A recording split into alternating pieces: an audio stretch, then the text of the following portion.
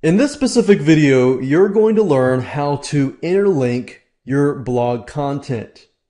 Now, what that means is, say you have a website on golfing, and in this website, you have different categories like how to find golf clubs, how to improve your golf swing, and so forth.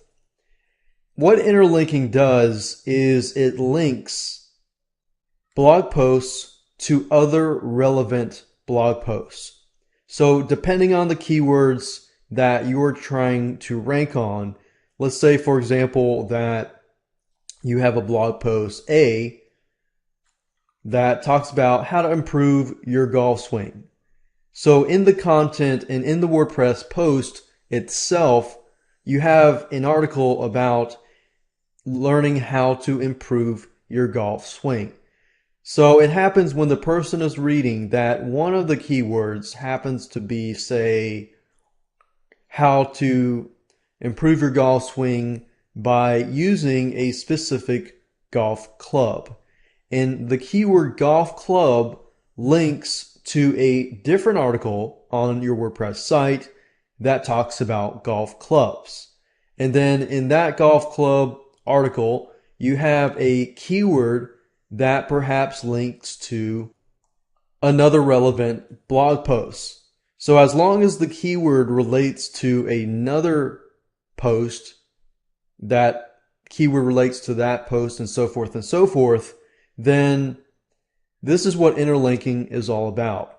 Now, the reason why you want to interlink is because if somebody goes to your site, they can easily get to other pages that are relevant so that it's easier for them to navigate. But not only that, on the search engine side, when Google comes to your WordPress site and they see that and they're reading and they see an anchor text or a hyperlink with the keyword golf clubs, the robot goes to that page and it finds that your WordPress site is relevant, it's consistent, and it's user friendly, then your ranking begins to go up.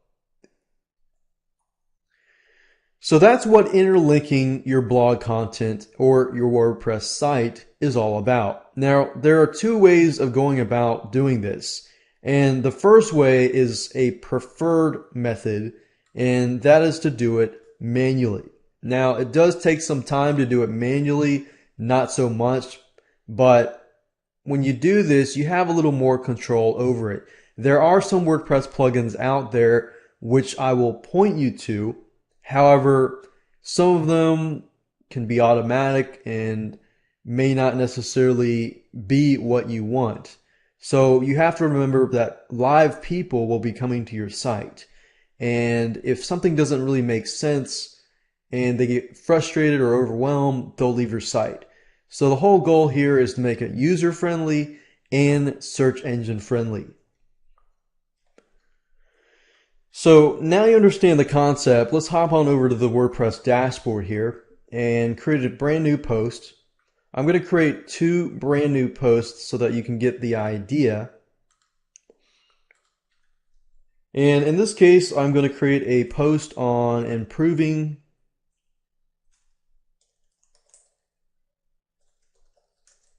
your golf swing in 30 days. And we'll just put this here. In this article, you will learn how to improve your golf swing in 30 days. And then we got text here. And then the second post, let's say, is going to be on golf clubs.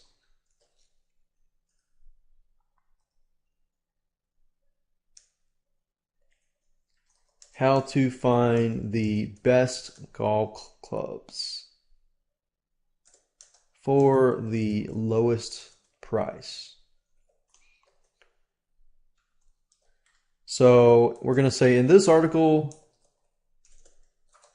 you will learn how to find the best golf clubs for the lowest price.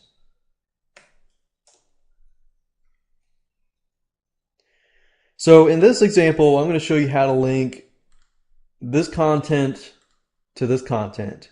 And then you can link this content back to the other content if you want, or to a different post. And we're going to say in this article, you will learn how to improve your golf swing in 30 days.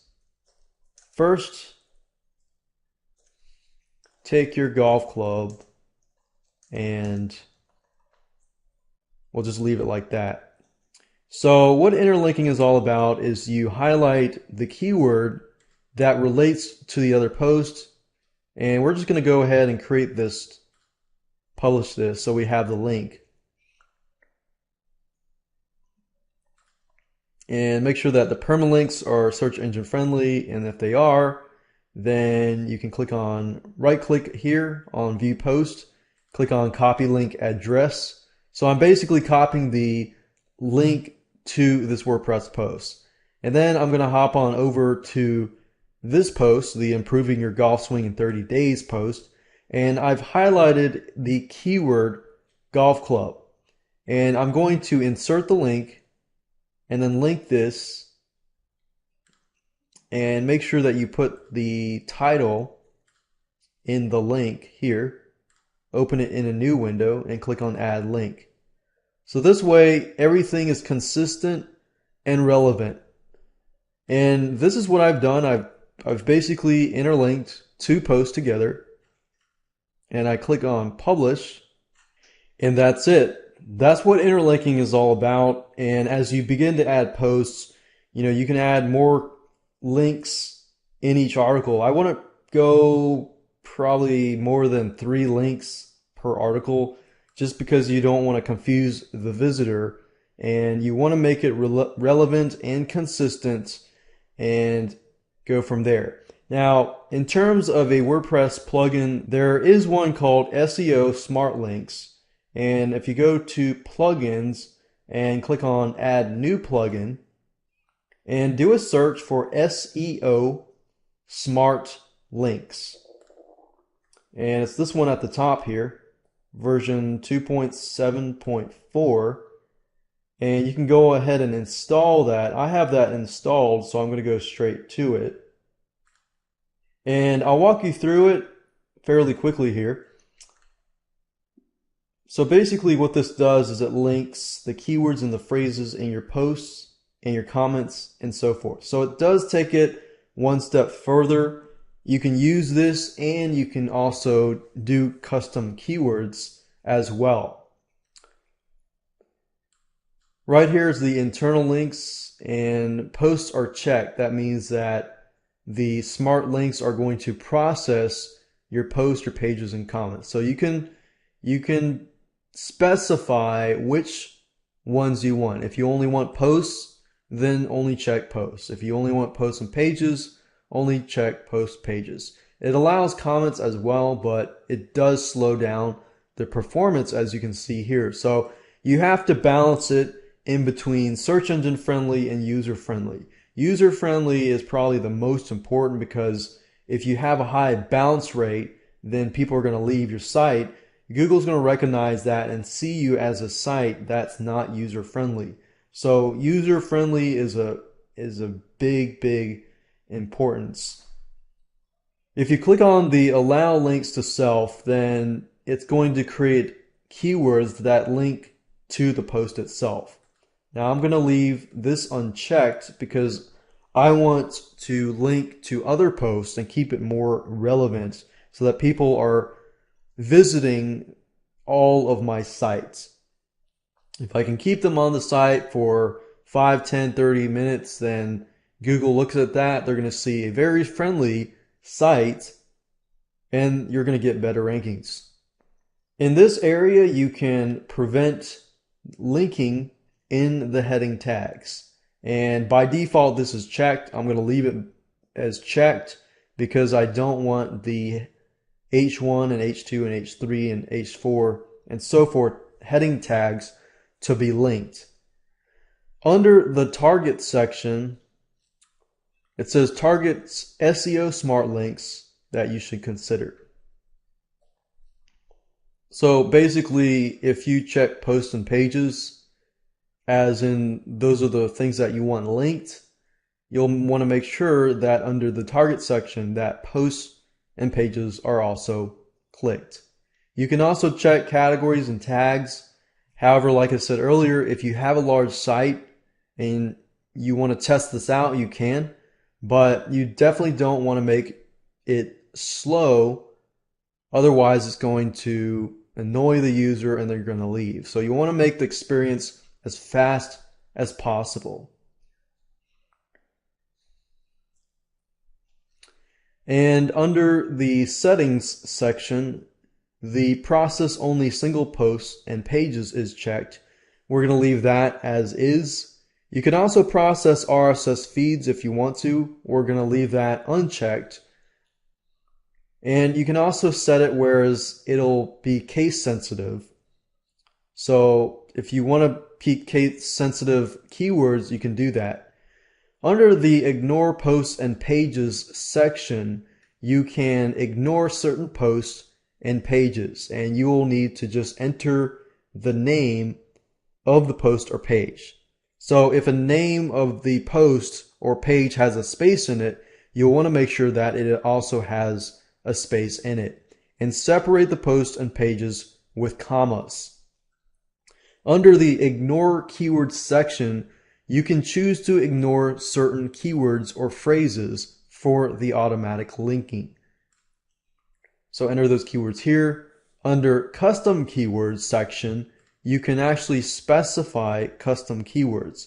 So if you want to make it where every time you see the keyword golf clubs, it links to a certain page, then you can follow this example and then enter this here. Now, I actually prefer to do everything manually simply because you have more control over everything and you have less headaches with possibly things messing up.